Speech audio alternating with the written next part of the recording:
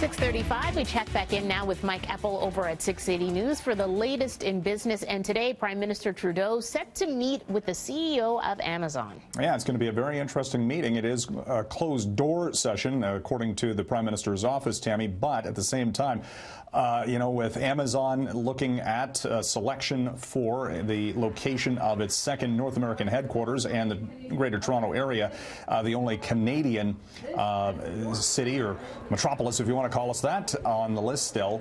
Got to figure that the Prime Minister will be talking about our high-quality workforce, our standard of living, and pitching the GTA as the place to be for Amazon to set up its so-called HQ2. Now, this isn't the only tech titan that Justin Trudeau will be meeting with. He'll also be talking to the head of eBay. The new CEO there is Devin Wenig, and that's got a lot to do with NAFTA, because eBay specifically has been pushing for Canada to raise the limit on the threshold, so to speak, on where Canadians have to pay a tariff or duty to import something purchased from the U.S., which would affect Amazon as well. Right now it's $20. Anything above that you have to pay duty on. They want to raise that to $800. The Canadian delegation in NAFTA pushing back on that, saying that's really a non-starter. But nevertheless, trade talks will be front and center there.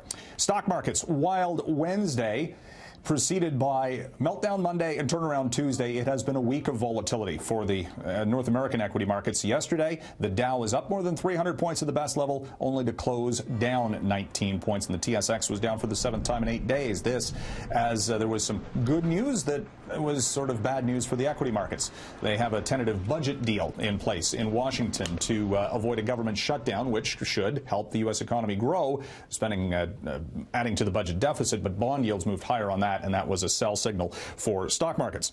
Canada's biggest energy company, Suncor, is raising its dividend the most in 3 years. It's going up by 13%. The payment to shareholders, also buying back $2 billion worth of stock, and Suncor announced that its profit in the latest quarter was $1.3 billion, which was pretty good. We'll track the stock today. And Tesla, in with earnings last night, largest ever quarterly loss for the electric car company, more than $600 million in red ink, but sales up by 44%. They are ramping up production of the Model 3, and Elon Musk getting a little bit of a pass because of the success with his other venture, SpaceX, launching that massive rocket earlier this week from Cape Canaveral.